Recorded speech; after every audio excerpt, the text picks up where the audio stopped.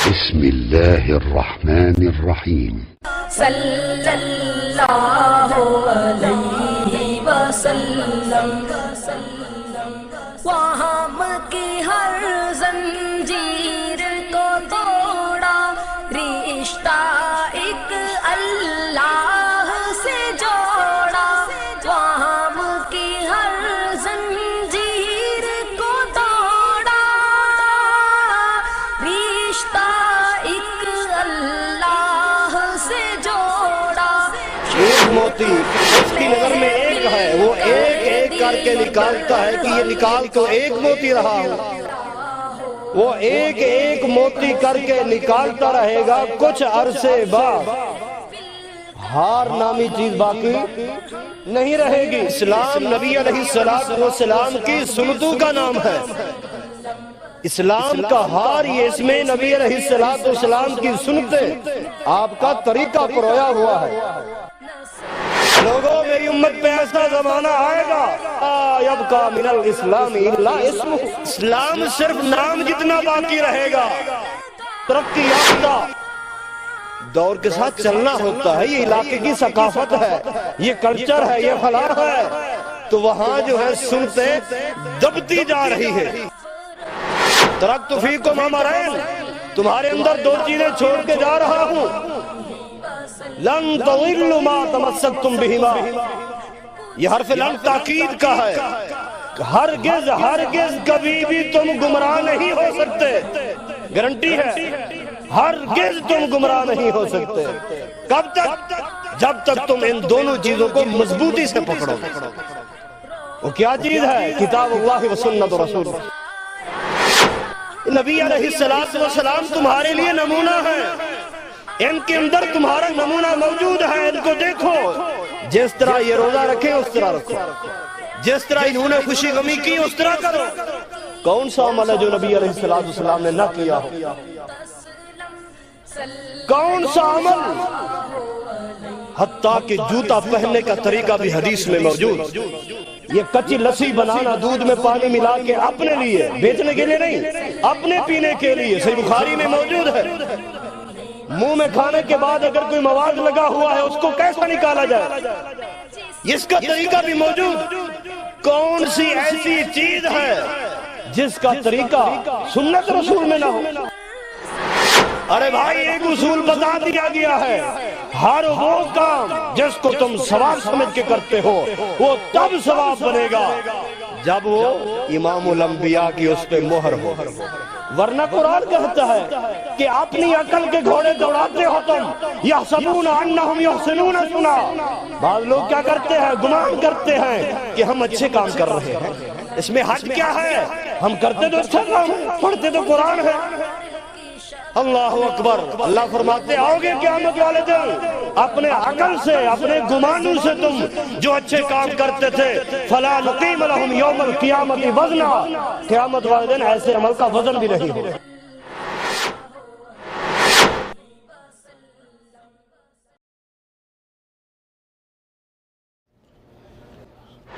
السلام علیکم ورحمۃ اللہ وبرکاتہ۔ ان الحمد للہ نحمده ونستعینه ونستغفره ونعوذ باللہ من شرور انفسنا ومن سیئات اعمالنا، من يهده الله فلا مضل له ومن يضلل فلا هادي له، وأشهد أن لا إله إلا الله وحده لا شريك له، وأشهد أن محمدًا عبده ورسوله، أما بعد فإن خير الحديث كتاب الله، وخير الهدي هدي محمد صلى الله عليه وسلم، وشر الأمور محدثاتها، وكل محدثة بدعة، وكل بدعة ضلالة، وكل ضلالة في النار۔ اللهم صل على محمد وعلى آل محمد كما صليت على إبراهيم وعلى آل إبراهيم إنك حميد مجيد اللهم بارك على محمد وعلى آل محمد كما باركت على إبراهيم وعلى آل إبراهيم إنك حميد مجيد رب اشرح لي صدري ويسر لي أمري واحلل عقدة من لساني يفقهوا قولي رب زدني علما رب زدني علما اللهم رب زدنا علما أما بعد فأعوذ بالله من الشيطان الرجيم بسم الله الرحمن الرحيم لقد كان لكم في رسول الله أسوة حسنة وقال الله تعالى في مقام آخر يا أيها الذين آمنوا أطيعوا الله وأطيعوا الرسول ولا تبطلوا أعمالكم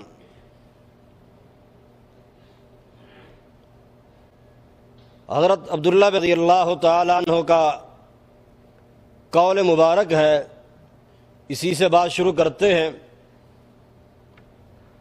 کہ اسلام ایک ہار کی مانند ہے۔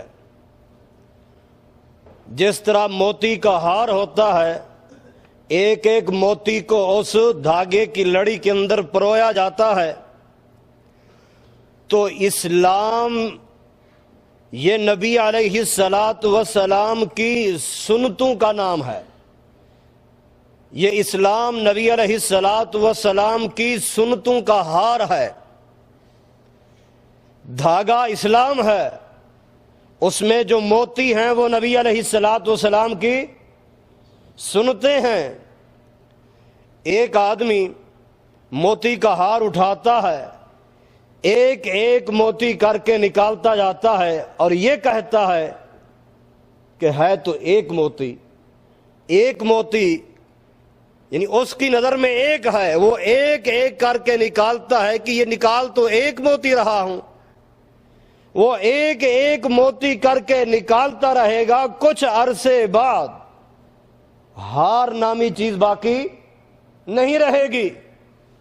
اسلام نبی علیہ السلام کی سنتوں کا نام ہے۔ اسلام کا ہار یہ اس میں نبی علیہ السلام کی سنتیں، آپ کا طریقہ پرویا ہوا ہے۔ اب کوئی شخص ایک ایک سنت کر کے نکالتا جاتا ہے، ایک ایک سنت کر کے، ہے تو سنت کون سا کوئی فرض ہے؟ داڑھی رکھانا ہے تو سنت کون سا کوئی فرض ہے؟ شلوار ٹخنے سے اوپر رکھنا ہے تو سنت کون سا کوئی فرض ہے؟ ایک ایک سنت کو سنت کہہ کے نکالتا جاتا ہے، اہمیت نہیں رکھتا۔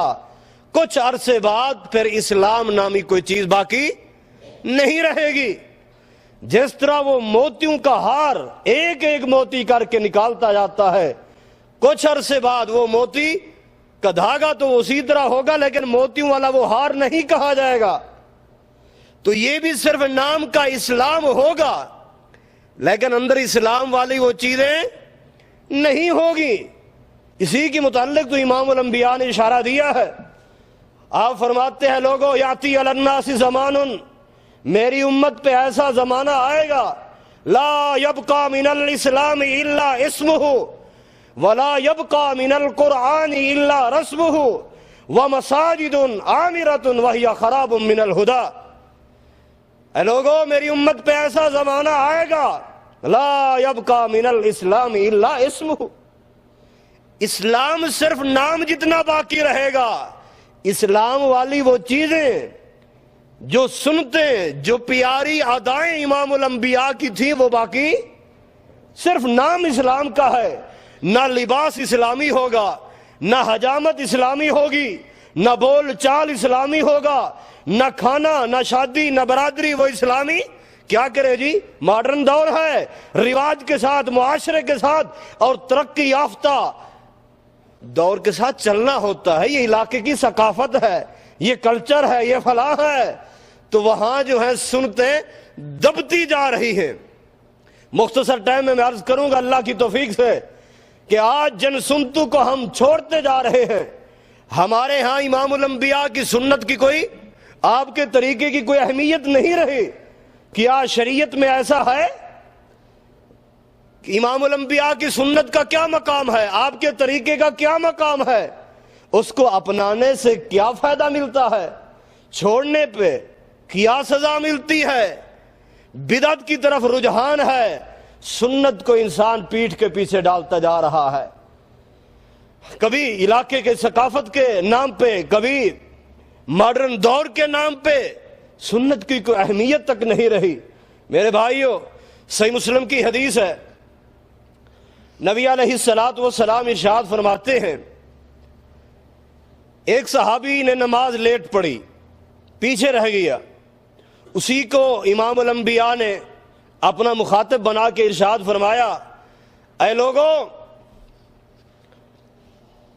ان اللہ شرع، بے شک اللہ تبارک و تعالی نے تمہارے نبی کے لیے، ان اللہ شرع لنبیکم سنن الہدی، بے شک اللہ تبارک و تعالی نے تمہارے نبی کے لیے سنن ہدا، ہدایت کے کچھ طریقے بتائے ہیں، کچھ طریقے، کچھ سنتیں بتائی ہیں، اور یہ پانچوں نمازیں جب مؤذن بلائے اور ان کی طرف آنا، یہ ان ہدایت کے سنن میں سے، طریقوں میں سے، سنتوں میں سے یہ بھی سنت ہے کہ جب بلایا جائے تو فَلْيُحَافِظْ، پس چاہیے کہ ان نمازوں کی حفاظت کرو، لو انکم صلیتم فی بیوتکم، اگر تم نے نمازیں اپنے گھر میں پڑھنا شروع کر دیں تو لَتَرَكْتُمْ سُنَّةَ نَبِيِّكُمْ، کیونکہ مسجدوں میں آ کے نماز پڑھنا یہ سنن ہدا میں ہے، وہ سنن ہدا جو اللہ تعالیٰ نے تمہارے نبی کے لیے بنائی ہیں۔ اگر تم نے گھروں میں نماز پڑھنا شروع کر دی، لَتَرَكْتُمْ سُنَّةَ نَبِيِّكُمْ، تو تم اپنے نبی کی سنت کو چھوڑ بیٹھو گے۔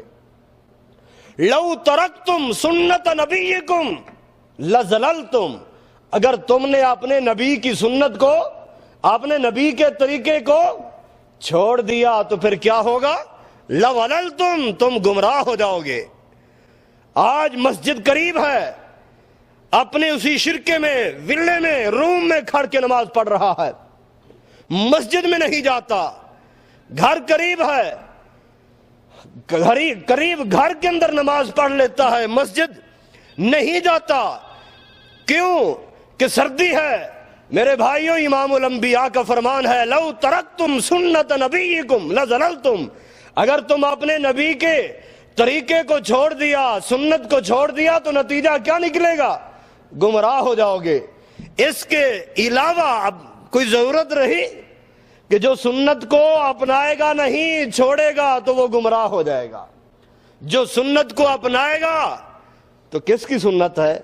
جس کا کلمہ پڑھتا ہے، جس کا کلمہ پڑھتا ہے اسی کا طریقہ ہے، اور یہ اصول ہے، جس کا کلمہ پڑھا جاتا ہے اس کی بات مانی جاتی ہے۔ نبی علیہ السلام ارشاد فرماتے ہیں، اے لوگو، علیکم بسنتی و سنت الخلفاء الراشدین المہدیین من بعدی، تم پر میری سنت لازم ہے۔ کہیں یہ بتایا کہ فلانے کا طریقہ بھی چلے گا، فلانے کی بات بھی حجت بنے گی، فلانے کی بات بھی تمہارے لیے دلیل ہوگی؟ نہیں، علیکم بسنتی، لوگو تم پر میری سنت لازم ہے، تم پر میری سنت لازم ہے، اور خلفاء راشدین کا طریقہ میرے بعد، اور تمہارے لیے کیا لازم ہے؟ اس کو تم مضبوطی سے پکڑو، علیہا بالنواجذ، داڑوں کے ساتھ جس طرح ایک چیز کو مضبوطی سے پکڑا جاتا ہے، اس میری سنت کو مضبوطی کے ساتھ پکڑ لو۔ بات نہیں سمجھے؟ نبی علیہ السلام فرماتے ہیں، اے لوگوں، میں اس دنیا سے ایک نہ ایک دن چلا جاؤں گا، لیکن ترکت فیکم امرین، تمہارے اندر دو چیزیں چھوڑ کر جا رہا ہوں۔ ترکت فیکم امرین، تمہارے اندر دو چیزیں چھوڑ کے جا رہا ہوں۔ لن تضلوا ما تمسکتم بہما، یہ حرف لن تاکید کا ہے، ہرگز ہرگز کبھی بھی تم گمراہ نہیں ہو سکتے، گارنٹی ہے، ہرگز تم گمراہ نہیں ہو سکتے۔ کب تک؟ جب تک تم ان دونوں چیزوں کو مضبوطی سے پکڑو گے۔ وہ کیا چیز ہے؟ کتاب اللہ و سنت رسول، ایک اللہ کی کتاب ہے اور اس اللہ کے رسول کی سنت ہے۔ نہ فرقوں میں بٹو گے، نہ گروہوں میں بٹو گے، بلکہ آج کہتے جی کدھر جاؤں، ادھر جاؤں، ادھر جاؤں، ہر ایک یہی بات کہتا ہے۔ ارے بھائی، امام الانبیاء تو 1400 سال پہلے بتا کے گئے ہیں کہ کبھی بھی تم گمراہ نہیں ہو سکتے جب تک ان دو چیزوں کو مضبوطی سے پکڑو رکھو گے۔ جب قرآن سے ہٹو گے، سنت سے ہٹو گے، تیسری چیز کو ڈھونڈو گے، تو دو بجلی کی تاروں کے ساتھ تیسری تار ملا دو، دھماکہ ہو جاتا ہے۔ ماں باپ کے درمیان بیچ میں کوئی اور آ جاتا ہے تو اولاد کا بھی اللہ اکبر مشکوک ہے۔ تو یہ قرآن اور سنت ہے، قرآن و حدیث ہے۔ امام الانبیاء بھی فرما رہے ہیں ترکت فیکم امرین، دو چیزیں چھوڑ کر جا رہا ہوں۔ جب نبی علیہ السلام راستہ دکھا دیں تو پھر یہ کہنا کب کا جواز رہا کہ جی ہم کدھر جائیں؟ میرے بھائیو، اللہ تعالیٰ نے بھی کہہ دیا ہے کہ اے لوگو لقد کان لکم فی رسول اللہ اسوۃ حسنہ، نبی علیہ السلام تمہارے لیے نمونہ ہیں، ان کے اندر تمہارا نمونہ موجود ہے، ان کو دیکھو، جس طرح یہ روزہ رکھیں اس طرح رکھو، جس طرح انہوں نے خوشی غمی کی اس طرح کرو۔ کون سا عمل ہے جو نبی علیہ السلام نے نہ کیا ہو؟ کون سا عمل؟ حتیٰ کہ جوتا پہننے کا طریقہ بھی حدیث میں موجود۔ یہ کچی لسی بنانا دودھ میں پانی ملا کے اپنے لیے، بیچنے کے لیے نہیں، اپنے پینے کے لیے، صحیح بخاری میں موجود ہے۔ منہ میں کھانے کے بعد اگر کوئی مواد لگا ہوا ہے اس کو کیسا نکالا جائے، اس کا طریقہ بھی موجود۔ کون سی ایسی چیز ہے جس کا طریقہ سنت رسول میں نہ ہو؟ اللہ اکبر۔ میرے عزیز ساتھیو، نبی علیہ السلام فرماتے ہیں من احب سنتی فقد احبنی، جس نے میری سنت، سوچتے جانا اور سنتے اور گنتے جانا، یہ کتنی بار لفظ آئے گا سنت سنت سنت، اور الحمدللہ دلیل سے بات چلے گی۔ من احب سنتی، جس نے میرے سنت سے پیار کیا، فقد احبنی، اس نے کس سے پیار کیا؟ کیا خیال ہے؟ جس کو امام الانبیاء سے پیار ہے وہ آپ کے طریقوں پر، اس کی دلیل یہ حدیث بھی ہے۔ اور آسمان والا، اس کو اپنے پیارے کی ادائیں پیاری لگیں تو قیامت تک کے لیے ان اداؤں کو دین بنا دیا ہے، ان اداؤں کو دین بنا دیا کہ جو بھی قیامت تک آتا رہے گا، خواہ عیسیٰ علیہ الصلوۃ والتسلیم بھی آ جائیں تو وہ بھی میرے پیارے کے طریقے پہ چلیں گے، میرے پیارے کے سنت پہ چلیں گے۔ اس کو اتنا محبوب آیا میرے اس نبی محمد رسول اللہ کی، اپنے رسول کی عادات اتنا پیاری، حضرت ابراہیم کی بھی عادائیں پیاری آئی تھیں تو قیامت تک کے لیے ان کو بھی زندہ رکھ دیا۔ مقام ابراہیم پہ جائے گا، صفا مروہ پہ جائے گا، حج کے دوران، عمرہ کے دوران حضرت ابراہیم کے بغیر نہیں رہ سکتا، ان کا تذکرہ ضرور ہوگا۔ تو اپنے پیارے محمد الرسول اللہ صلی اللہ علیہ وسلم کی عادات کو، سنتوں کو، طریقوں کو قیامت تک کے لیے قائم کر کے رکھ دیا کہ جو میرے اس پیارے نبی کی عادات پہ عمل کرے گا تو خود نبی صلی اللہ علیہ وسلم فرما رہے ہیں گویا کہ اس نے مجھ سے محبت کی ہے۔ جس کو مجھ سے محبت ہے وہ میری سنت کو کبھی نہیں، وہ بدعت کی طرف کبھی نہیں جائے گا، اور جو مجھ سے پیار کرتا ہے، محبت کرتا ہے، کان معی فی الجنہ، وہ میرے ساتھ جنت میں ہوگا، وہ میرے ساتھ جنت میں ہوگا۔ کس وجہ سے؟ سنت پہ عمل کرنے کی وجہ سے۔ صحیح بخاری کی حدیث ہے، حضرت حذیفہ رضی اللہ تعالی عنہ مسجد میں بیٹھے ہیں، ایک آدمی آتا ہے، نماز پڑھتا ہے، دیکھ رہے ہیں نماز مکمل ہو گئی، بلایا، پوچھتے ہیں منذ کم تصلین بہذا، اے ساتھی، اے مسافر، اس طرح تو کب سے نماز پڑھ رہا ہے؟ کہتے منذ 40 سنہ، مجھے تو 40 سال ہو گئے ہیں، میں تو اس طریقے سے نماز پڑھ رہا ہوں۔ فرمانے لگے لگتا ہے کہ آج تک تو نے نماز نہیں پڑھی۔ وہ دعویٰ کر رہے ہیں کہ 40 سال ہو گئے۔ صحابی فرما رہے ہیں کہ تو نے نماز نہیں پڑھی، کیوں؟ اتنا بڑا دعویٰ کر دیا، 40 سالہ عبادت گئی، کیوں گئی؟ فرمایا کہ یہ تیری نماز سنت کے مطابق نہیں، تیری نماز سنت کے مطابق نہیں۔ طریقہ بتایا، طریقہ بتانے کے بعد فرمایا جا کے پڑھو۔ جب پڑھی نماز فرمایا الآن صلیت، اب تو نے نماز پڑھی ہے۔ تو 40 سالہ عبادت کہاں گئی؟ وہ سنت کے مطابق نہیں تھی۔ بات نہیں سمجھے؟ صحیح بخاری کی حدیث ہے، حضرت عبداللہ بن عمر بن عاص رضی اللہ تعالی عنہ کی شادی ہوئی، 1 سال کے بعد باپ گیا بہو کے پاس، حضرت عمر بن عاص جا کے پوچھتے ہیں اے بیٹا کیا حال ہے، کیسے گزر رہی ہے زندگی، کبھی خامد سے کوئی تکلیف؟ اتنا تعریفیں کی کہ میرا خامد میرے لیے اس سے بڑا ہے اور کیا اعزاز ہوگا، میرا خامد صحابی رسول ہے، صحابی رسول ہے، اور اتنا عبادت گزار ہے، اتنا تقوی اور پرہیز، ساری رات عبادت کرتا ہے اور روزانہ روزے رکھتا ہے، دن کو روزے ہوتے ہیں، رات ساری عبادت میں لگا دیتا ہے، آج تک بستر کے قریب نہیں آیا، اتنا عبادت گزار، اتنا نیکوکار، اتنا ہی پرہیزگار میرا خاوند۔ اللہ اکبر، بہت تعریفیں کر دی۔ حضرت عمر بن عاص واپس آ گئے، جو پوائنٹ لینا تھا انہوں نے لے لیا، آ کے امام الانبیاء کو کہتے ہیں اللہ کے رسول جی عبداللہ کا حال دیکھا ہے؟ کیا؟ وہ تو آپ نے ایک دن کہا تھا نعم عبداللہ، عبداللہ اتنا اچھا آدمی ہے، اتنا اچھا آدمی ہے، کاش کہ وہ رات کی عبادت شروع کر دے۔ تو آپ کے الفاظ اس کے کانوں تک پہنچ گئے، وہ تو ساری رات عبادت کر رہا ہے، ساری رات عبادت میں لگا رہا ہے اور سارے دن روزے رکھتا ہے، کوئی دن خالی نہیں جا رہا، کوئی رات خالی نہیں جا رہی۔ بیوی کہتی ہے آج تک بستر کے قریب نہیں آیا۔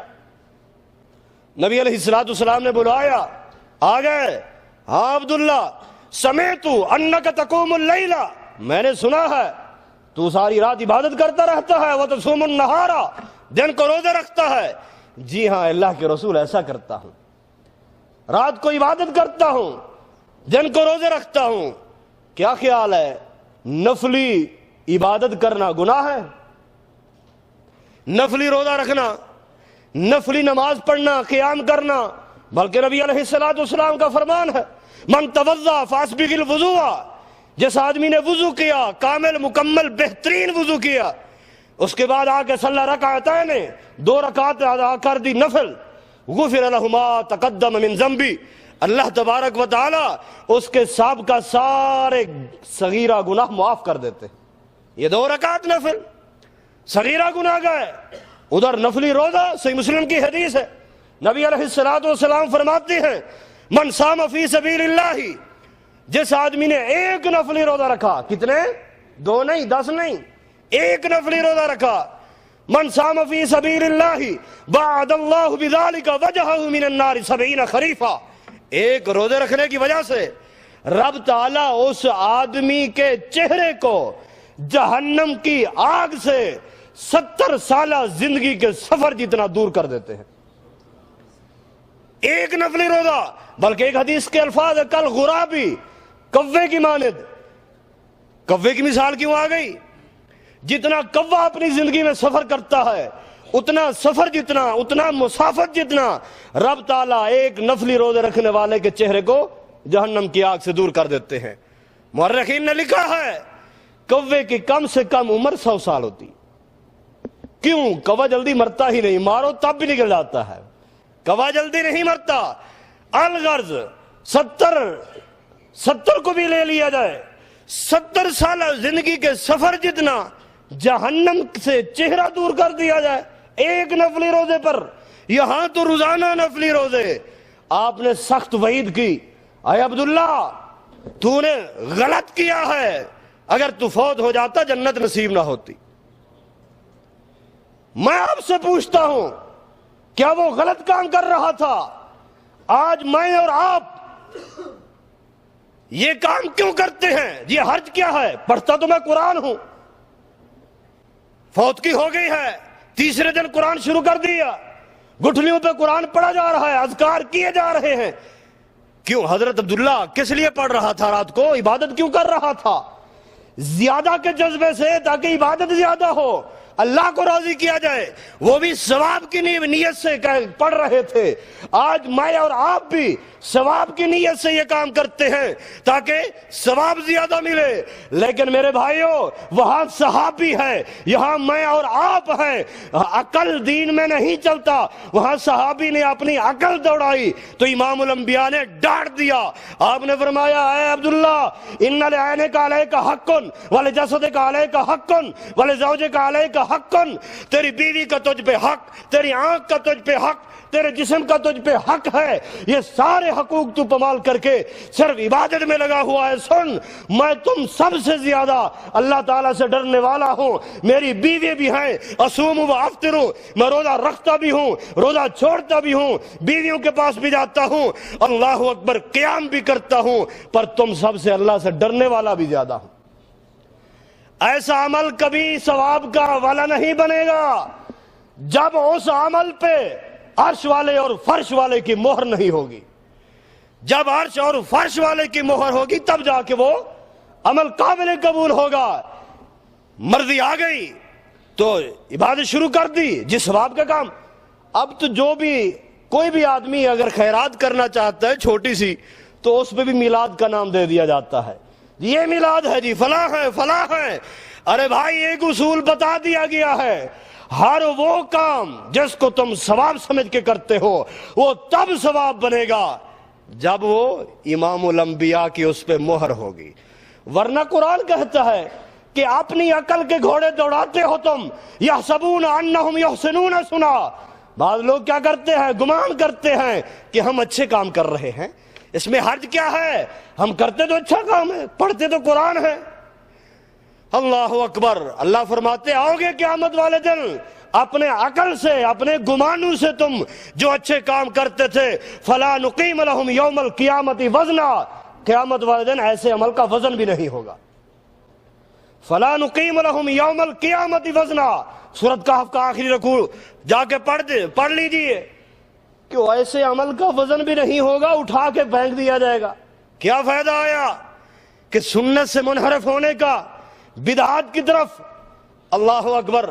میرے عزیز بھائیوں مشہور واقعہ ہے، وہ 3 آدمی آئے تھے، امی عائشہ سے آپ کی عبادت کے بارے میں پوچھ رہے ہیں، تو ان کو کیا جواب ملا؟ جب آپ کی عبادت معلوم ہو گئی تو پھر انہوں نے بھی اسی طرح، جس طرح آج حضرات دوسرے بھائی جذبات کا اظہار کرتے ہیں، جی ہمیں بڑا تقوی ہے، بڑے نیکوکار ہیں، بڑے نیکی کرنے والے ہیں، تو ان میں سے ایک کہتا ہے جی اچھا آپ اتنا عبادت کرتے ہیں، آپ تو معصوم عن الخطا ہیں، آپ کے تو کوئی گناہ نہیں ہے، اس لیے ہم تو گناہوں سے اندر لت پت ہیں، گناہوں سے اٹے ہوئے ہیں، لہذا ہمیں زیادہ عبادت کرنا چاہیے۔ ایک کہتا ہے جو میں شادی نہیں کروں گا۔ کیوں؟ شادی کرنے سے آدمی اپنے ازدواجی معاملات میں مصروف ہو جاتا ہے، لہذا شادی نہیں کروں گا، ساری زندگی عبادت کروں گا۔ ایک کہتا ہے نہیں میں ساری زندگی روزہ رکھتا رہوں گا۔ اب یہ غلط بات کہہ رہے تھے، یہ گناہ کا کام کر رہے نہیں، ثواب کی نیت سے، تاکہ ہم اپنی عبادت زیادہ سے زیادہ کریں۔ لیکن امام الانبیاء کی طرف سے کیا آرڈر ہوا؟ وہی آپ نے فرمایا سنو، وہی تمہاری عبادت قابل قبول ہوگی جو میرے طریقے کے مطابق ہے، یہ تمہاری سوچ ہے، یہ تمہاری عقل ہے۔ کاش کہ حضرت علی رضی اللہ تعالیٰ عنہ کا وہ قول پڑھ لیتے۔ حضرت علی رضی اللہ تعالیٰ عنہ فرماتے ہیں لو کان الدین بالرأی، اگر دین رائے اور عقل کا نام ہوتا تو پھر موضوع کے اوپر مسح نہیں کرنا، پھر نیچے مسح کرنا چاہیے۔ عقل کہتی ہے کہ پاؤں کو نیچے سے مٹی لگتی ہے، پاؤں کا نچلا حصہ زمین پہ رہتا ہے، مسح اوپر کیا جاتا ہے۔ اگر دین رائے کا نام ہوتا، عقل کا نام ہوتا تو مسح نیچے کرنا چاہیے۔ تو ماننا پڑے گا دین عقل کا محتاج نہیں، دین رائے کا محتاج نہیں۔ اللہ اکبر، کیا ہی پیارا جواب دیا حضرت ابو بکر صدیق نے ابو جہل کو۔ ابو جہل جب آتا ہے ابو بکر رضی اللہ تعالیٰ عنہ، جی ایک دو سوال ہیں۔ جی کر سوال۔ کوئی آدمی یہ کہے کہ میں ایک رات کے اندر بیت اللہ سے بیت المقدس تک ہو کر واپس آ گیا ہوں، مانے گا؟ عقل تو نہیں مانتی کہ 2 مہینے کا سفر 1 رات میں طے۔ کیا ایک آدمی یہ کہے کہ میں راتوں رات آسمان سے ہو کر واپس آ گیا، رات کا حصہ باقی ہے؟ مانتا ہے لیکن عقل تو نہیں مانتی۔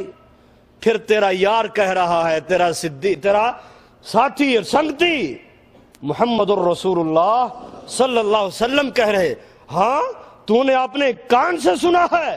ہاں ابھی سن کے آ رہا ہوں، میں ابھی اسے اٹھ کر آ رہا ہوں، انہوں نے بتایا ہے۔ ابو بکر فرمانے لگے، سنا ابو جہل، میری عقل نہیں مانتی پر میرا ایمان مانتا ہے۔ عقل نہیں مانتی پر ایمان مانتا ہے۔ پہلے عتیق تھے، اس تصدیق کے بعد صدیق بنے۔ کیوں؟ عقل دین میں، عقل کا کوئی دخل نہیں ہے، ذرے پر بھی دخل نہیں ہے۔ عقل جو کچھ کہتی ہے، میری اور آپ کی عقل غلط ہو سکتی ہے۔ ارے ہم اس کی سنتوں کو کیوں نہ اپنائیں؟ کوئی ہے اس کائنات کے اندر جو اس کی سیرت کا مقابلہ کرے؟ کوئی ہے؟ وہ تو اللہ اکبر ایسی ہستی جس کی ایک ایک ادا حدیث کے اندر لکھی ہوئی ہے کہ آپ چلتے کیسے تھے، آپ کھانا کیسے کھاتے تھے، آپ بیٹھتے اور بولتے کیسے تھے، آپ کی ایک ایک ادا صحابہ کرام نے نوٹ کی۔ کوئی ہے ایسا امام کہ جس کی ایک ایک ادا نوٹ کی ہوئی ہو، ایک ایک ادا دین بنی ہوئی ہو؟ حضرت یہی عبداللہ بن عمر بن عاص گئے، کہتے ہیں اللہ کے رسول جی، مجھے ساتھیوں نے کہا تو ہر وقت ہر بات نبی صلی اللہ علیہ وسلم کے لکھتا رہتا ہے، کیونکہ نبی علیہ السلام کبھی غضب کے اندر، کبھی رضا کے اندر، کبھی جذبات میں، کبھی خوشی میں، مختلف حالات میں ہوتے ہیں، ہر بات نہ لکھا کر۔ اب کیا حکم ہے آپ کا؟ آپ نے فرمایا، اے عبداللہ سن، اکتب، لکھا کر، منہ کی طرف اشارہ کیا، والذی، اس ذات کی قسم جس ذات کے ہاتھ میں میری جان ہے، ما یخرج منہ الا الحق، میرے اس منہ سے سوائے حق کے اور کچھ نہیں نکلتا، سوائے حق کے کچھ نہیں نکلتا۔ کوئی ہے ایسا امام، کوئی ہے ایسا بزرگ کہ جس کی ہم اطاعت کریں، کہ جس کی ایک ایک حرکات و سکنات کو نوٹ کیا گیا ہو؟ آپ سوتے تو سوتے کیسا؟ دائیں ہاتھ دائیں رخسار کے نیچے، دائیں سائڈ پہ سوتے۔ پیتے تو پیتے کیسا؟ دائیں ہاتھ سے۔ کھاتے دائیں ہاتھ سے۔ آپ کا اٹھنا بیٹھنا حتیٰ کہ ہر بات لکھی ہوئی ہے، تو پھر اس کی سنت کو کیوں نہ اپنائیں؟ ارے بھائی سنت میں اتنا برکت ہے۔ حضرت مغیرہ بن شعبہ جب ایران روم میں گئے، جب ان کے ایوان میں بیٹھے، انہوں نے کھانا لگایا، کھانا کھانے کے لیے بیٹھے، ان کی نیت یہ تھی مسلمان ممکن ہے لالچ میں آ جائیں، بڑے اعلیٰ قسم کے کھانے لگا دیے، کھانا کھانے بیٹھے، اتفاق سے ایک لقمہ نیچے گر گیا۔ جب ایک لقمہ نیچے گرا، اٹھایا، اس کو صاف کرنے لگے، میزبان کہتا ہے چھوڑیے، کھانا وافر ہے، نہ اٹھائیے۔ کیوں؟ اس لیے کھانا تو وافر مقدار میں رکھا ہوا ہے۔ حضرت مغیرہ بولنے لگے، کاش کہ آج وہی چیز ہمارے اندر بھی آ جائے۔ کہنے لگے، اے میزبانوں سنو، میں اس لیے اس لقمے کو اٹھایا کہ میرے نبی کی سنت ہے۔ آپ نے فرمایا کھانا کھاتے ہوئے لقمہ گر جائے، اسے اٹھاؤ اور اس کو صاف کر کے کھا لو، ممکن ہے اسی کے اندر برکت ہو، ممکن ہے اسی میں برکت ہو۔ آج تو عجیب دور آ گیا، بلکہ دور نہیں کہنا چاہیے، ہماری ذہنیت تبدیل ہو چکی ہے۔ ہم زمانے کو گالی دے دیتے ہیں، جی بڑا عجیب دور آ گیا ہے، حالانکہ ایسا کہنا شرم ناجائز ہے، کیونکہ اللہ تبارک و تعالیٰ فرماتے ہیں ابن آدم مجھے گالیاں دیتا ہے، ابن آدم کی اولاد مجھے گالیاں دیتا ہے۔ کیسے؟ آپ فرماتے یسب الدہر وانا الدہر، یہ زمانے کو گالی دیتا ہے، زمانہ میں ہوں۔ یہ مہینہ تو ایسا ہی گزرا، آج کا دن تو اتنا ایسا، غلیظ الفاظ کسے جاتے ہیں۔ نہیں، ہماری ذہنیت تبدیل ہو چکی ہے۔ حضرت مغیرہ بن شعبہ نے جب یہ کہا، دربان کہنے لگے، ارے بھائی یہ ہمارے ہاتھ نہیں آتے، یہ تو پیٹھ پیچھے بیٹھ کے، ان کا قائد بھی یہاں موجود نہیں ہے، تو یہ اس کی بات کو نیچے نہیں گرنے دیتے، تو یہ کب اس کو چھوڑیں گے؟ حضرات پوری دنیا کا چکر لگائیے، پورے مذاہب کو، ان فرقوں کو دیکھیے، چھان بین کریے تو کیا نتیجہ نکلے گا؟ ذات کو سارے مانتے ہیں، چکر بات میں ہے، ذات کو یہود و نصارہ بھی مانتے ہیں، ذات کو مکے والوں نے بھی مانا تھا۔ مشرکین کہہ رہے تھے کہ امام الانبیاء صادق الامین ہیں، سچے ہیں، ما جربنا الا صدقہ، یہ ان کے نعرے تھے کہ ہمارے تجربے میں یہ سچے ہیں، امین ہیں، فیصل ہیں، بہت کچھ ہیں، ساری تعریفیں کر رہے تھے ذات کے متعلق۔ جب بات کی باری آئی، جب ذات دنیا پہ آئی تو ابو جہل لونڈی آزاد کر، ابو لہب لونڈی آزاد کر رہا ہے۔ جب بات کی باری آئی تو سب سے پہلی بکواس کرنے والا بھی ابو لہب تھا، کسی کو جرت نہ ہوئی، ابو لہب نے اپنی زبان کو حرکت دی، تبا لک محمد کہا کہ تیرا ہاتھ تباہ ہو، نعوذ باللہ۔ کیوں؟ بات کا معاملہ آیا تو مشرک جو اپنے تھے وہ بھی بیگانے بن گئے۔ جب ذات کی بات آئی تھی تو سب کہہ رہے تھے ہم اب اللہ اکبر، سب کہہ رہے تھے کہ جس خوبصورت لڑکی سے نکاح کرنا چاہتے ہو نکاح کراتے ہیں، جتنا دولت چاہیے اتنا دولت کے انبار لگا کے رکھ دیتے ہیں کیونکہ ذات تو آپ کی اچھی ہے۔ ابو طالب نکاح پڑھانے کے لیے حضرت خدیجہ کی طرف گیا، وہاں جا کے خطبے کے اندر امام الانبیاء کی تعریفیں کر رہا ہے۔ اے لوگوں، مت تم یہ تانا دو کہ ایک خدیجہ مالدار ہو کے، تاجرہ ہو کے ایک یتیم آدمی سے نکاح کر رہی ہے، یہ ایسا ہے، یہ ایسا ہے۔ امام الانبیاء کی تعریفوں میں اس نے شعر پڑھے ہیں۔ حضرات، ذات کو سب مانتے ہیں، ہر فرقے والا مانتا ہے، اصل چیک ہوگا، اصل کسوٹی اور ترازو میں پرکھنے کا وقت بعد میں آتا ہے۔ ایک اہل حدیث بچے کو کھڑا کرو، اس کو پوچھو تیری شلوار ٹخنے سے اوپر کیوں ہے؟ وہ کہے گا امام الانبیاء کی سنت ہے۔ اس سے پوچھو دو بھائی ہیں، ایک داڑھی نہیں رکھتا دوسرا داڑھی رکھتا ہے، تو داڑھی کیوں رکھتا ہے؟ اس لیے کہ یہ نبی کی سنت ہے۔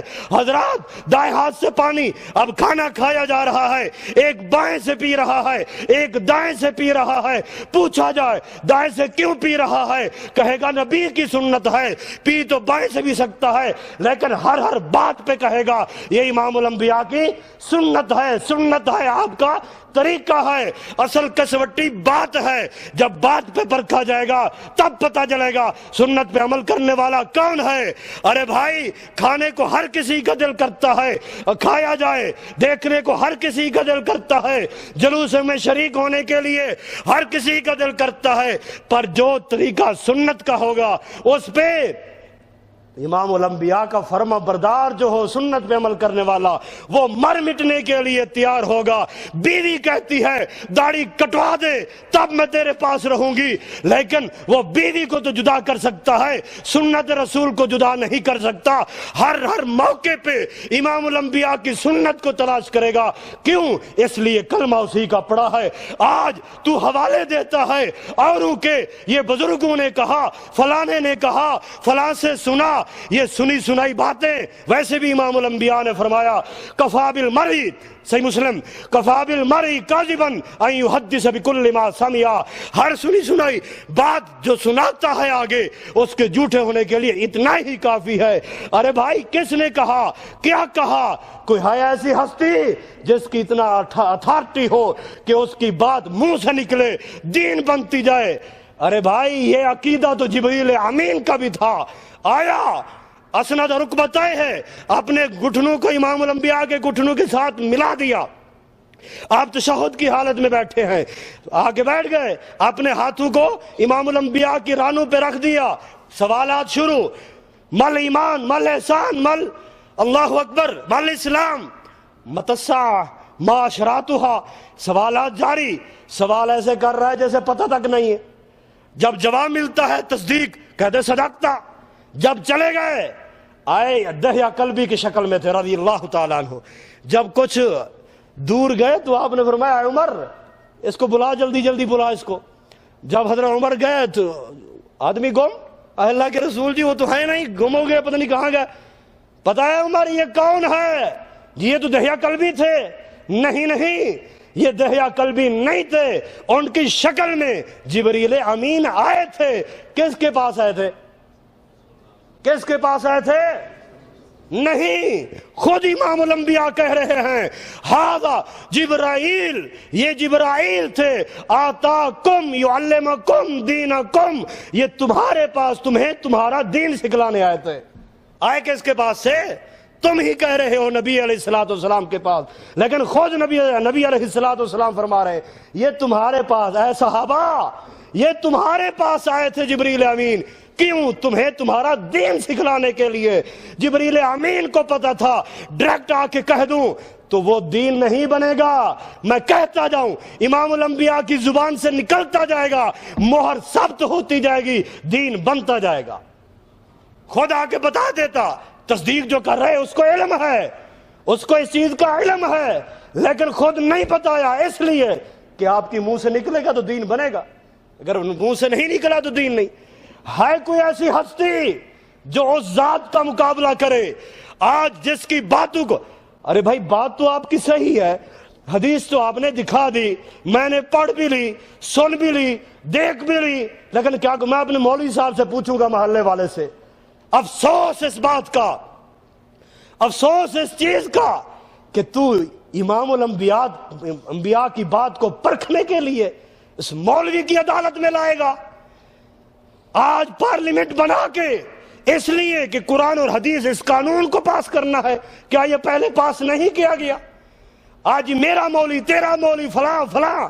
حضرات یہ ایمانی کمزوری ہے، مصور کھینچ وہ نقشہ جس میں یہ صفائی ہو، ادھر فرمان محمد ادھر گردن جھکائی ہو، اگرچہ مگرچہ چونکہ چنانچہ یہ قاعدے قانون یہ غیروں کے لیے تھے۔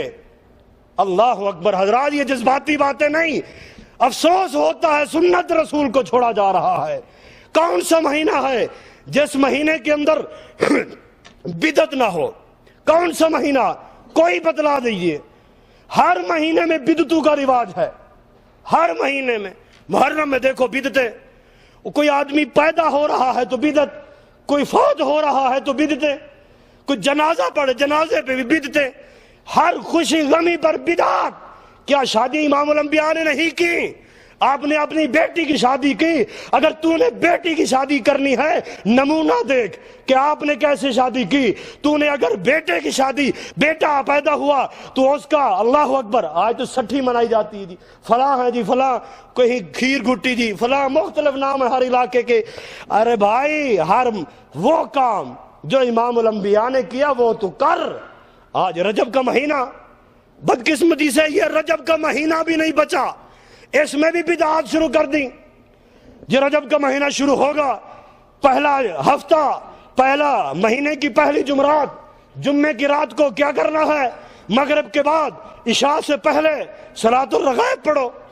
یہ کس صحابی نے پڑھی تھی صلاۃ الرغائب؟ ارے بھائی امام الانبیاء نے کب پڑھی تھی صلاۃ الرغائب؟ اللہ اکبر، یہ نماز کہاں سے آئی؟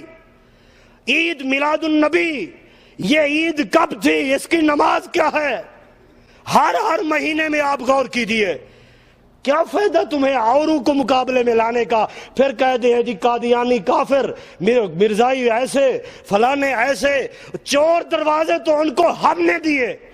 جب ایسے لوگوں کی ہم نے اتنا اتھارٹی بنا دی کہ اگر کسی امام کی، کسی پیر ولی فقیر دربار سرکار والے کی کوئی بات چھوڑنے کے لیے تیار نہیں، نبی علیہ السلام کی بات ماننے کے لیے تیار نہیں، ایک طرف امام الانبیاء کی بات پیش کی جاتی ہے، کہتا ہے یہ غلط ہے، یہ سب کچھ کر سکتا ہے، ارے بھائی فلاں نے یہ کہا تھا، وہ جھوٹ بولتا ہے۔ تجھے بھی اللہ نے عقل دی، دیکھ قرآن جا کے پڑھ، تو اس سے تو وہ عورت بہتر ہے۔ صحیح مسلم دوسری جلد کی حدیث، حضرت ام یعقوب نامی جب اس کے گھر اس کو پیغام ملا، حدیث سنی کہ عبداللہ بن مسعود رضی اللہ تعالیٰ عنہ یہ بیان کر رہے ہیں لعن اللہ الواصلہ والمستوصلہ والواشمہ والمستوشمہ، کہ اللہ تعالیٰ کی لعنت ہے ایسی عورتوں پر جو حسن کے لیے جو حسن کے لیے اپنے قدرتی بالوں کے ساتھ مصنوعی بال جوڑتی ہیں، جوڑنے والی جڑوانے والی دونوں پہ لانتے، اور حسن کے لیے جسم کے اندر زخم کر کے سرما بھروانے والیوں پہ لعنت اللہ تعالیٰ کی، اسی طرح حسن کے لیے دانت رگڑانے والیوں پہ لعنت، حسن کے لیے یہ پلکوں کے بال اکھاڑنے والی تاکہ یہ باریک پٹی بن جائے تو ایسوں پہ اللہ تعالیٰ کی لعنت۔ جب یہ روایت پہنچی، لفظ کیا ہے حدیث کے؟ لعن اللہ، اللہ نے لعنت کی۔ یعقوب نامی عورت قرآن اٹھا کے بیٹھ گئی، لا محالہ اللہ نے لعنت کی ہے تو قرآن میں ہوگا، پورا قرآن پڑھ ڈالا۔ کاش کہ آج بھی ہم اس کی سیرت کو دیکھ لیں۔ ایک بات پہنچی، اس کا یہ عقیدہ نہیں تھا کہ ابو عبداللہ بن مسعود جھوٹ بول رہا ہے، نہیں، ٹھیک ہے میں اپنا فرض منصبی تو نبھاؤں، مجھے جو قرآن کہتا ہے تیرے پاس کوئی خبر ہے فتبینوا، اس کی تحقیق کر۔ تو ابو عبداللہ بن مسعود کو جھوٹا نہیں کہا، اس روایت کو غلط نہیں کہا، تحقیق کی، کچھ نہیں ملا۔ چلتی ہوئی واپس حضرت عبداللہ بن مسعود کے پاس پہنچی، کہتی مجھے تو قرآن میں نہیں ملا۔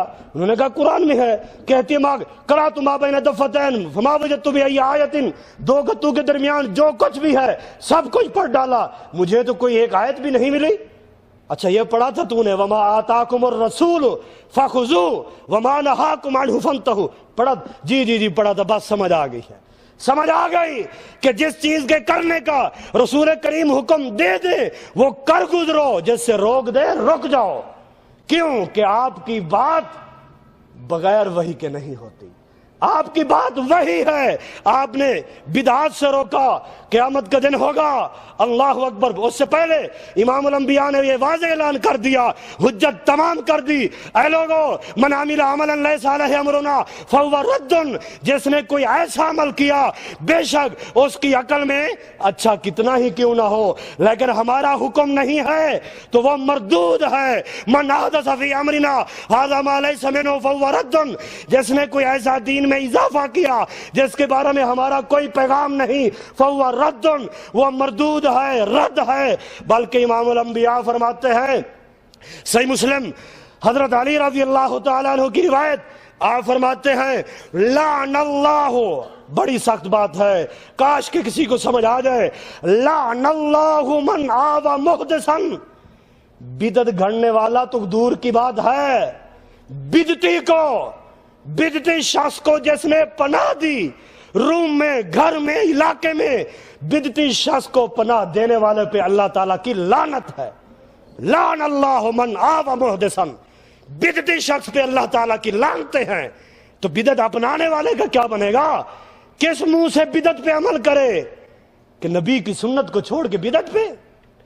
آج تجھے ضرورت ہو لبن کی، ساتھی کو کہتا ہے جا مرائی کی لبن لے کے آ، اور کوئی نہ ہو تو وہ جا کے دیکھتا ہے اوپر سٹیکر کس کا ہے، مہر کس کا ہے، یہ ندا کا ہے، نادق کا ہے، تو ساتھی نے کہا تھا نہیں مرائی کی لانی ہے، زبادی لانی ہے تو مرائی کی، جب اس کو مہر ملے گی واقعی یہ مرائی کمپنی کی ہے تب لے کے آئے گا۔ کھانے کے لیے اتنا تو تحقیق کرتا ہے، اتنا دیکھ بھال کرتا ہے، ایک ایک صفحہ چیک کر کے دیکھ رہا ہے کس کس کمپنی کی ہے، جب دین کی بات آتی ہے تو ہاں بس ٹھیک ہے، امام کے پیچھے اللہ اکبر، اِنَّا لِلَّهِ وَإِنَّا إِلَيْهِ راجعون، لعن اللہ من آوى محدثا، اللہ کی لعنتیں ہیں اس آدمی پر جو بدعتی کو جگہ دیتا ہے۔ قیامت کا دن ہوگا، امام الانبیاء حوض کوثر پہ بیٹھے ہیں، یہ بھی صحیح مسلم کی حدیث، آپ حوض کوثر پہ ڈیرا لگائے ہوئے لوگوں کو پانی پلا رہے ہیں، ایک جماعت سامنے آئے گی، جو ہی قریب پہنچے گی تو آپ کہیں گے ہلما ہلما، آنے دو آنے دو، تو بیچ میں دیوار آ جائے گی، پردہ ڈال دیا جائے گا۔ ارے کیوں؟ اے اللہ جی میری جماعت ہے، ان کے وضو والے آزاد چمک رہے ہیں، یہ میرے امتی ہیں۔ اللہ تعالیٰ کی طرف سے جواب دیا جائے گا، اے نبی تجھے علم نہیں، انک لا تدری، بے شک تو نہیں جانتا، ما احدثوا بعدک، تیرے بعد انہوں نے کیا کیا اضافے کیے تھے دین میں، انہوں نے تو تجھ پہ بھی الزام لگا دیا بقول امام مالک کے۔ امام مالک رحمت اللہ علیہ فرماتے ہیں اللہ اکبر، جو سنتوں کو چھوڑ کے بدعتوں پہ عمل کرتا ہے وہ ایسا سمجھے کہ اس نے اللہ تعالیٰ کے نبی پر خیانت کا الزام لگایا ہے. کیونکہ نبی علیہ الصلوۃ والسلام فإن محمد صلی اللہ علیہ وسلم خان الرسالہ، کہ نبی صلی اللہ علیہ وسلم نے رسالت کی خیانت کی ہے.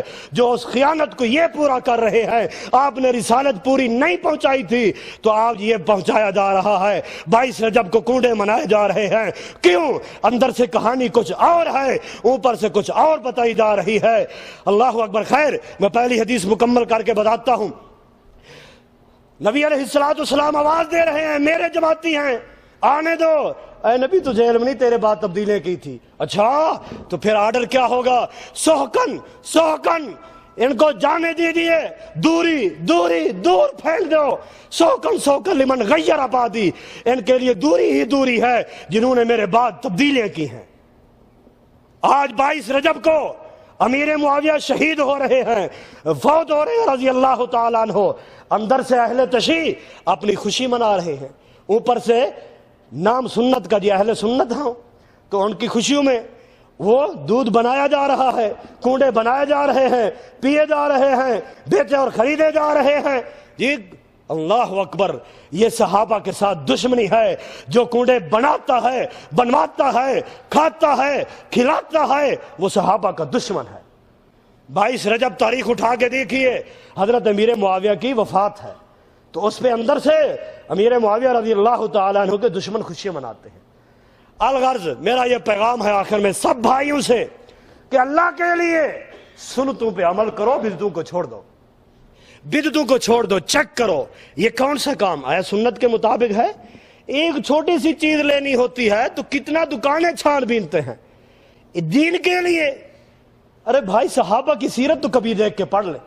حضرت بلکہ میری یہ نصیحت سمجھیں، صحابہ کے درخشاں پہلو پڑھیں. اسی طرح صحابہ کی سیرتوں پہ جو لکھے گئے ہیں وہ پڑھ کے دیکھیے.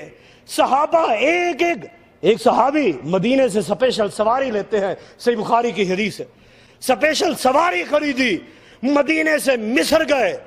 صرف ایک شفاعت والی حدیث پہ شک تھا، وہ سننے کے لیے گئے اور وہاں پہنچے، صرف کھڑے کھڑے سنتے ہی واپس آئے، آ کے مدینے میں سواری بیچ دی اور اپنے کام میں لگ گئے. ایک حدیث کے لیے وہ اتنا سفر کرے اور سنتوں کے لیے صحابہ کرام اپنی برادریوں سے کٹ جائیں. کیوں؟ اس لیے ہم یہ کام نہیں کرتے کہ نبی علیہ الصلوۃ والسلام نے نہیں کیا. ارے حضرت عمر بھی تو کہہ رہے تھے، اے یا حجر، او حجر، اے حجر اسود سن لے، انک حجر، تو پتھر ہے، لا تضر ولا تنفع، نہ تو نفع دے سکتا ہے نہ نقصان. میں تجھے کبھی بوسہ نہ دیتا پر اس لیے دے رہا ہوں، انی رأیت رسول اللہ صلی اللہ علیہ وسلم، میں نے امام الانبیاء کو دیکھا، انہوں نے تجھے چوما تب چوم رہا ہوں، ورنہ تجھے کبھی نہ چومتا نہ بوسہ دیتا. یہ ایمان تھا تو پھر شیطان بھی بھاگتا تھا. آج تو شیطان آگے آ جاتا ہے، بڑے پیارے پیارے مشورے دیتا ہے. اللہ اکبر. شیطان نے سوچا، بات پہلے ہی شیئر کرنی تھی، آخر میں یاد آ گئی، اللہ نے یاد دلا دی. ایک عقلی مثال سے آپ کو سمجھا رہا ہوں. شیطان سوچتا ہے، عقلی نہیں، اس میں اکثر حدیث بھی ہیں، صحیح مسلم کی حدیث ہے، صحیح بخاری میں بھی ہے. جب انسان کسی گناہ کی توبہ کرتا ہے شیطان روتا ہے، شیطان محنت کرتا ہے، محنت کر کر کے مشورے بڑے پیارے پیارے سبز باغ دکھا کے انسان سے گناہ کرا لیا. انسان نے چوری کر لی. شیطان کا تعارف ہے نا، یہ پرانا ازلی دشمن ہے، جنت سے نکالنے والا بھی. گناہ کرا لیا، چوری ہو گئی. کچھ عرصے بعد آدمی کو عقل آیا، ارے بھائی چوری کر دی، چوری تو گناہ ہے.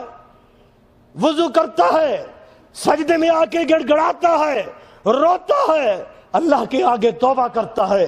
اللہ توبہ کی مقبولیت کے پروانے جاری کرتا ہے. ادھر سجدے میں یہ رو رہا ہوتا ہے، ادھر بیٹھ کے شیطان روتا ہے کہ ساری میری محنت پہ پانی پھیر دیا، بڑی محنت کر کے تجھے پھنسایا تھا، گناہ کرایا تھا، آج تو بخشا کے چلا گیا.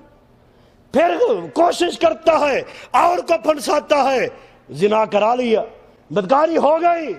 کچھ عرصے بعد اسے بھی عقل آ گئی، وہ بھی اللہ کے آگے آ کے گڑ گڑا گیا، رویا زارو قطار، اللہ سے معافی کے پروانے لے گیا. شیطان پھر روتا ہے، ساری میری محنت ضائع گئی۔ پھر شیطان نے کیا کیا؟ وہی کیا جس میں آج امت مسلمہ پھنسی ہوئی ہے۔ اس نے سوچا کہ ایسے میرے ہاتھ میں نہیں آتے، کیوں؟ یہ تو سمجھتے ہیں یہ گناہ ہے۔ جو گناہ کو گناہ سمجھتا ہے، ایک نہ ایک دن اس کے عقل میں تصور ضرور آتا ہے کہ اللہ سے توبہ کر لو، غلطی کی تھی۔ اب ان سے وہ کام کراؤں جس کو یہ گناہ ہی نہیں سمجھے گا، جس کو ثواب سمجھ کے کرے گا ہوگا گناہ۔ جب یہ ثواب سمجھ کے کرے گا کب توبہ کرے گا، کب اس سے دور ہوگا؟ صرف یہی کہے گا ارے بھائی تو بڑا سمجھانے آ گیا، پڑھتا تو میں قرآن ہوں، اس میں حرج کیا ہے؟ کراتا تو ختم قرآن ہوں، اس میں حرج کیا ہے؟ پڑھتا تو اذان سے پہلے میں درود ہوں، یہ بجلی والا درود، جب بجلی ہوتی ہے تو درود پڑھا جاتا ہے، جب نہیں تو نہیں۔ تو یہ پڑھتا تو میں درود ہوں، تم درود کے منکر ہو۔ الٹا جواب، ارے بھائی تم جنازے کے بعد بیٹھ کے نماز دعا ہی مانگتے ہیں، تم دعا کے منکر ہو بھائی۔ ایسا کام ان سے کراؤں جس کو یہ ثواب سمجھ کے کریں گے، یہ گناہ سمجھیں گے نہیں، توبہ کب کریں گے؟ اللہ اکبر۔ آج ہر بات پہ بدعات۔ اب یہ درود اذان سے پہلے کس نبی نے، کس صحابی نے؟ آپ کے 3 مؤذن تھے، حضرت ابو محذورہ رضی اللہ تعالیٰ عنہ، حضرت بلال رضی اللہ تعالیٰ عنہ، حضرت عبداللہ بن ام مکتوم رضی اللہ تعالیٰ عنہ۔ کس صحابی نے، کس مؤذن نے یہ پڑھا تھا؟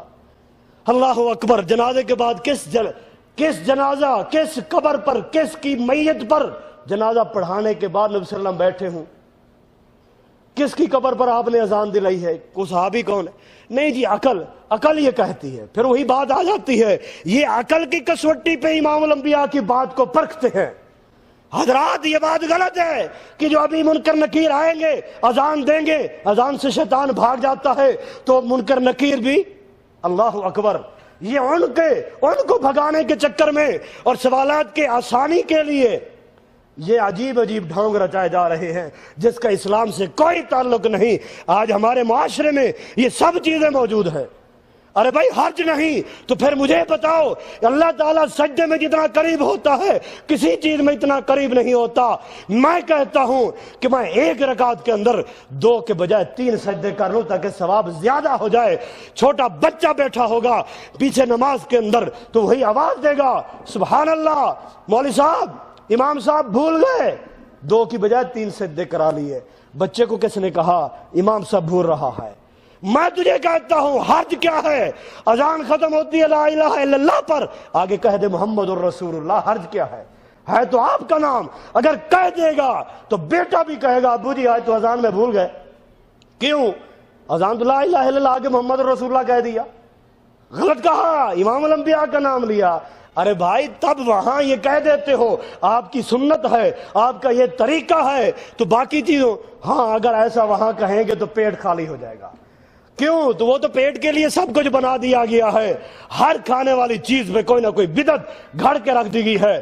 اللہ اکبر۔ حضرات یہ مؤدبانہ مخلصانہ اپیل ہے۔ قرآن کہتا ہے اطیعوا اللہ واطیعوا الرسول، اللہ اور اس کی رسول کی اطاعت کرو، اپنے اعمال کو باطل نہ کرو، اپنے اعمال کو باطل نہ کرو۔ قرآن کہتا ہے فَلْيَحْذَرِ الَّذِينَ يُخَالِفُونَ عَنْ أَمْرِهِ، ان کو ڈر جانا چاہیے جو امام الانبیاء کے فرامین کی مخالفت کرتے ہیں۔ کس چیز سے؟ ان تصیبہم فتنہ، اللہ اسے کسی ازمائش میں ڈال دے گا، دماغ لے ٹینشن میں مبتلا کر دے، کسی اور مرض میں مبتلا کر دے۔ اگر ایسی مصیبت میں نہیں دنیا میں چھوٹ دے دی تو قیامت والا دن دردناک عذاب میں مبتلا کرے گا۔ کیوں؟ اس لیے کہ تو نے میرے اور میرے رسول کی اتباع نہیں کی تھی۔ جا کے پڑھ 19واں پارہ پہلا صفحہ دیکھ، قیامت کا دن ہوگا، ہاتھوں کو چبا رہا ہوگا، اپنا گوشت خود ہی کاٹ رہا ہوگا، کہہ رہا ہوگا یا لیتنی، ہے افسوس کہ دنیا میں کسی اور کو خلیل مت بناتا، امام الانبیاء کو خلیل بناتا، امام الانبیاء کو دوست بناتا، آپ کی اتباع کرتا، غیروں کے راستے پہ نہ چلتا۔ کوئی ہے آج ایسا آدمی امام جس کی 1400 سالہ 1400 دور کی بات 1 ہفتے کی گارنٹی دے دو میں ہوں، ابھی یہ تقریر کی، ہفتے بعد یہی عنوان دوبارہ دے دو، سوائے قرآنی آیات اور حدیث کے باقی میرا کوئی لفظ مینوان نہیں ہوگا، تبدیل مفہوم ہوگا، مفہوم وہی ہوگا جو ہے ہوں کا کی ابھی نکل رہے ہیں، ہفتے بعد ایسا نہیں نکلے گا۔ وہ ہستی اس کے مقابلے میں تم اوروں کو لاتے ہو، وہ تو 1400 سال گزر گئے ہیں، نہ زبر میں تبدیلی، نہ زیر میں تبدیلی، نہ واو میں تبدیلی، نہ یا میں تبدیلی۔ حضرت ابو ہریرہ کا امتحان لیا، ایک مجلس میں بلایا، 100 حدیث سنی، چھٹی دے دی، پھر 2 ہفتے بعد بلایا، وہی حدیث ہے، پھر سنایا، پیچھے کاتب کو کہہ دیا لکھتے جاؤ، من وعن، پوری کی پوری 100% جس طرح ہفتہ پہلے سنائی تھی ہفتے بعد اسی طرح سنا دی۔ کیوں؟ یہ کلام محمد رسول اللہ علیہ وسلم کا ہے۔ اس ہستی کی جیسی کوئی ہے جس کی بات کو تم چھوڑ نہیں سکتے؟ اللہ اکبر۔ حضرات سب سرکاریں چھوڑ سکتی ہیں، محمد رسول اللہ صلی اللہ علیہ وسلم کے ساتھ چمٹنا چاہیے۔ جو ان کی سنت سے دور، سمجھو وہ جنت سے دور۔ من احب سنتی فقد احبنی، جس نے میری سنت سے پیار کیا اس نے مجھ سے پیار کیا، جس نے مجھ سے پیار کیا جنت میں میرے ساتھ ہوگا۔ اللہ تعالیٰ سے دعا ہے جو سنا اللہ صحیح سمجھنے کے بعد عمل کی توفیق نصیب فرمائے۔ وما علیہ ابراہیم۔ کیا نماز میں سینے پر یا زیر ناف ہاتھ باندھنے کی کوئی حدیث ہے؟ اگر ہے تو وضاحت کریں، بہتر یا احسن کہاں ہاتھ باندھنا ہے؟ مصنف ابن ابی شیبہ کے اندر روایت موجود ہے کہ نبی علیہ السلام نے سینے پر ہاتھ باندھا، حضرت وائل بن حجر کی روایت ہے۔ صحیح بخاری میں اس کا طریقہ موجود ہے کہ دایاں ہاتھ بائیں ہاتھ پہ اور یہاں پر رکھے، تب بھی زیر ناف نہیں جاتا۔ زیر ناف جگہ ویسی بھی ایسی ہے جس کی صفائی اور پاکیزگی کا شریعت نے حکم کیا ہے کہ اس کو پاک رکھو، یعنی اس کی طہارت کا حکم ہے، اس کے بال کاٹنے کا حکم ہے۔ اب یہ ضروری نہیں کہ وہ اس جگہ پر، یہ عقلاً بھی نقلاً، باپ بیٹا کو مار رہا ہے، بیٹا ٹانگوں کے درمیان ہاتھ دے، ابو جی معاف کر دو، 2 اور لگا دے گا۔ اگر تھانے دار مار رہا ہے تو وہ معافی کے لیے ہاتھ نیچے باندھے، 4 اور ٹکا دے گا۔ وہ اللہ کے آگے حضور سامنے حضور اور کہہ رہا ہے اے اللہ مجھے انعام والا راستہ دے، اہدنا الصراط المستقیم، گناہوں کی معافی کے لیے، اللہ سے باتیں کرنے کے لیے، اور ہاتھ کا